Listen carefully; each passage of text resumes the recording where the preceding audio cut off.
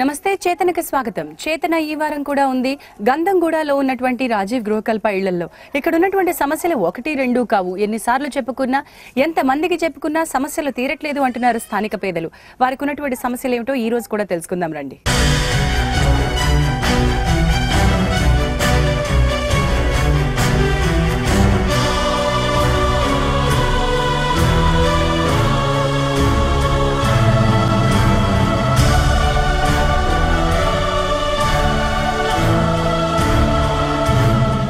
RGK ఇళ్లల్లో ఒకసారి pipe లైన్లు చూడండి.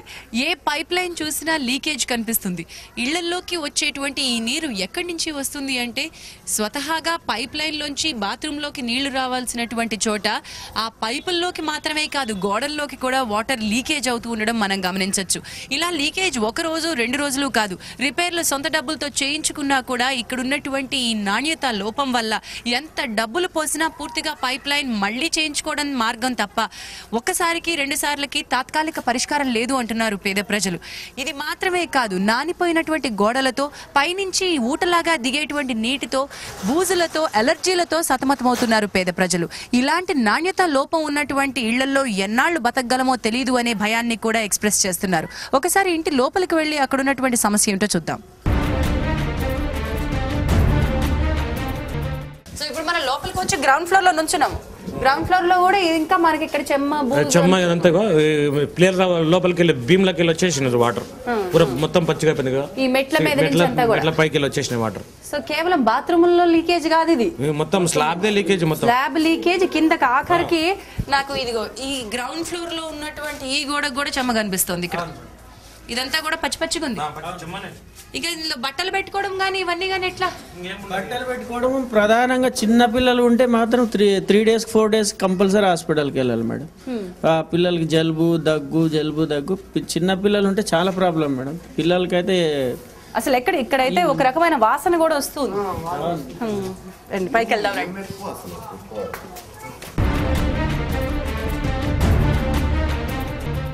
ఇప్పుడు మనం ఫస్ట్ ఫ్లోర్ లో ఉన్నాము. ఇల్లు కట్టి ఎక్కువ సంవత్సరాలు కాలేదు, ఒక 5-6 సంవత్సరాలు అయింది అంతే. 4 సంవత్సరాలు. ఇప్పుడు మనం చూస్తున్నటువంటి ఇది ఎప్పుడు కూలిపోయిందండి? ఇది మొన్న ఒక 1 year అయిపోతుంది కూలి. ఆటోమేటిక్గా ఇక్కడ పిల్లలు కూడా ఆడుకుంటే చాలా ఇబ్బంది అవుతుంది. పిల్లలు కూడా ఎవరు అదృష్టం బాగుంది కాబట్టి ఎవరు కూడా బయట లేరు, ఇళ్ళలో తుప్పున ఒకటేసారి కింద పడిపోయే వరకు అందరం కూడా పరిగెత్తుకొచ్చి ఇక చూస్తే ఇక మొత్తం ఎత్తి మళ్ళీ బయట పడేసినాం. ఎవరు కూడా చెప్పని పరిస్థితి. ఇది 2 years గా ఇట్లా అయిపోయినాయి మేడం. అసలు లేకుండా ఉంది. ఇంకొక 3-4 years లోనే అసలు లోపలికి ఎవరు రాలేరు కూడా. రావడానికి ఇళ్ళకి రావడానికి కూడా చాలా భయపడతారు. ప్రాబ్లాలు ఉన్నాయి. ఎట్లతో మేము కరెంటు లేదు, ఏం లేదు, ఏ రకంగా ఉండాలని భయపడికి చాలా మంది రాలేదు మేడం ఇంతవరకు కూడా. ఈరోజు ధనామని పడిపోయింది, ధనామని పడిపోయింది. చాలా అవ్వదు భయపడి ఇంట్లో ఉంటే ఇదే నిద్రపోతున్నప్పుడు పడితే ఇది బయట కాబట్టి లేరు. నిద్రపోయేటప్పుడు పడితే చాలా డేంజర్ అవుతుంది. ఎవరికైనా ఇబ్బంది కదా, ఎవరికి నష్టమైనా కానీ మనకు అయినట్లే కదండి. రాజీవ్ గృహకల్ప ఇంటి డాబా మీద మనం ఉన్నాము. ఈ టెర్రస్ మీద నుంచి ఎక్కువగా నీళ్లు లీక్ అవ్వడము, ఇళ్లలోకి చెమ్మ రావడము, ఎప్పటికప్పుడు అది పచ్చిగా ఉండడం జరుగుతుంది. ఎందుకు అవుతుంది అంటారు అలాగా? మేడం ఇది కన్స్ట్రక్షన్ ప్రాబ్లం మేడం. ఇది ఖాళీ ఫ్లోరింగ్ చేసేటప్పుడు మొత్తం డస్ట్ పోసి పైన కళాయాలకి ఏదో ఫోటోలు తీసుకుని వాళ్ళ బిల్లు వాళ్ళు శాంక్షన్ చేసుకుని వెళ్ళిపోయారు మేడం. వాళ్ళు వెళ్ళిపోయిన తర్వాత ఇప్పుడు పబ్లిక్ వచ్చిన తర్వాత ఈ వర్షం పడి ట్యాంకులు ఒకటి ఓవర్ఫ్లో అయ్యి మొత్తం వాటర్ ఉన్న వల్ల కింద మొత్తం పచ్చిగా నెంబయి చిన్న పిల్లలకి చాలా ఎలర్జీలు వస్తున్నాయి. ఇప్పుడు ఇక్కడ నాకు సింటెక్స్ ట్యాంక్స్ కనిపిస్తుంది. ఆ ట్యాంక్ లోంచి నీళ్లు లీక్ అయ్యి ఎప్పుడు అలా పచ్చిగానే ఉంటుందా? ఎప్పుడు పచ్చిగా ఉంటుంది. వర్షపు నీళ్లు కూడా ఇక్కడే ఉంటాయి మేడం, ఎక్కడికి పోవు. ఎన్ని వర్షం పడ్డా కూడా, కాస్త వర్షం పడ్డా కూడా దీని మీదనే ఉంటాయి. మొత్తం దిగిపోతా ఉంటాయి గోడల నుంచి కింది దాకా. నీళ్లు అక్కడే ఉంటాయి. ఎవరికి వాళ్ళు వచ్చి సాఫ్ చేసుకుని అట్లా కింద కొట్టుకుంటేనే పోతాయి మేడం, లేకపోతే పోవు. దానికి వాటర్ కావాలంటే ఈ 2 ఆఫ్ చేసుకోవాలి మేడం, అప్పుడే వాటర్ వస్తాయి దానికి. సో ఈ 3 సింటెక్స్ ట్యాంకులు మనకు ఉన్నాయి. ఈ 3 సింటెక్స్ ట్యాంకులు ఒకదానికొకటి వేరు కాదు, ఒకటే పైప్ లైన్. అంటే ఈ 2 ఆఫ్ చేసుకోవాలి.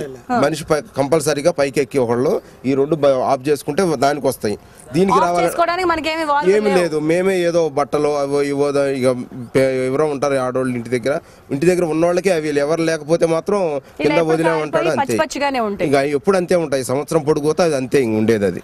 సో ఇప్పుడు ఇక్కడ ఉన్నటువంటి ఈ నీరు, ఈ వర్షం నీరు కానివ్వండి, ట్యాంక్ లీక్ అయిన నీళ్ళే కానివ్వండి, ఈ నీళ్లు కింద కూడా వస్తాయి. కింది కూడా పోనీకి అవకాశం లేదు. స్లాబ్కి వెళ్ళి ఇంకి కింది వరకు గోడలల్లో స్లాబ్లలో వెళ్ళి కింది వరకు నమ్ము వచ్చేస్తుందండి. ఈ కిందికి పోయే అవకాశమే లేదు. ఇది బయటికి పోయే అవకాశం లేదు. బయటికి పోయే అవకాశం లేదు. అంటే లోపల డిజైన్ లోపం. డిజైన్ లోపం. ఈ కాంట్రాక్టర్ది ప్రాబ్లం ఇది. ఎవరైతే కాంట్రాక్టర్ తీసుకుంటారో వాళ్ళది ప్రాబ్లం. వాళ్ళు ఏదంటే డబ్బులు మీరు జోలో పెట్టుకునికే ఎట్లా అంటే అట్లా చేసి పైన చేసి వెళ్ళిపోయిన వాళ్ళు. ఇప్పుడు ఈ నీళ్ళన్నీ మనకి ఇళ్ళలోకి వచ్చేస్తాయి. ఇండ్లలోకి వచ్చేస్తున్నాయి. ప్రధానంగా మేడం గోడ కూడా బాగుండదు కాబట్టి, గోడ బాగుండదు, పైపులు కూడా మొత్తం జంగు. ఇక్కడ పైప్ చూడండి ఒక్కసారి, ఈ పైప్ అంతా కూడా రస్ట్ అయిపోయింది. పైప్ మొత్తం జంగు వచ్చేసి ఆ పైపులు కూడా ఖరాబ్ అయినాయి మేడం. చాలా మంది డబ్బులు ఉన్న వాళ్ళు చేయించుకుంటారు, డబ్బులు లేని వాళ్ళు చేయించుకోలేక అట్లానే వదిలేస్తారు మేడం.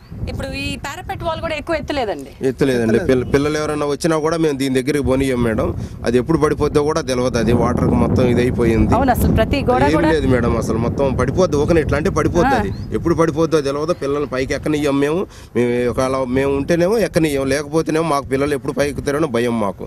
దానివల్ల కూడా ఈ ఇంట్లోకి రావాలంటేనే అసలు మా గుడిసెలే నయం అనిపిస్తుంది మాకు మేడం. ఈ బిల్డింగ్ల కన్నా కూడా ఎక్కడో రోడ్డు మీద చిన్న గుడిసేసుకొని ఉన్నదే నయం అనిపిస్తుంది. ఇదివరకు జీవితమే బాగుంది అనిపిస్తుంది.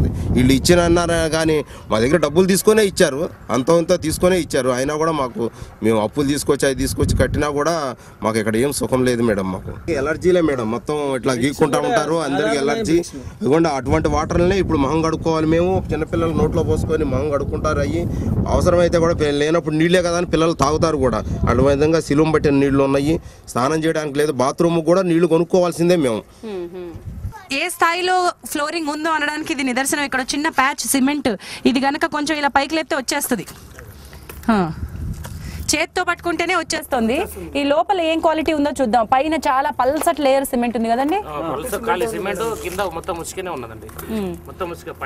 చాలు, ఇంకా తీయకండి, ఇంకా చాలండి, తీయకండి. అసలే మనకు తక్కువ ఉందంటే ఇంకా మనమే గెలికే తీసేస్తున్నాం. కానీ ఈ లోపల ఏముందో చూడండి. మొత్తం ముసుకనే ఉందండి.